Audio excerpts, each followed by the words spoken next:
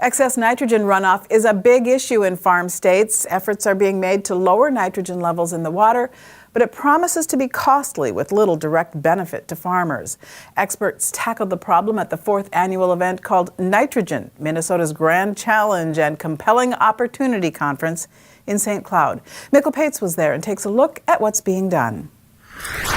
An annual nitrogen conference in St. Cloud talked about how to put fertilizer into crops and keep it out of our water. There may not be any direct economic benefit to the farmer. It's really unlikely there would be. But there is societal benefit in cleaner water. Several Mississippi River drainage states are working to reduce nitrogen in water by 45% by 2045. It's an ambitious goal, but those involved in nitrogen reduction say large-scale change is needed. Agriculture needs to step up to the plate and to try to do better. That's our goal all the time. And quite honestly, if people are putting on far too much nitrogen, they should cut it out. And we need to give them good, solid reasons as to why they can reduce their nitrogen rate. Matt Helmers is a professor at Iowa State University and provides data for the Iowa Nutrient Reduction Program. He says it could make ag more diverse. We might see some more buffers, and maybe we prioritize putting in native prairie type buffers. We'd have wetlands out there that provide nitrate removal, but also provide some waterfowl and wildlife habitat,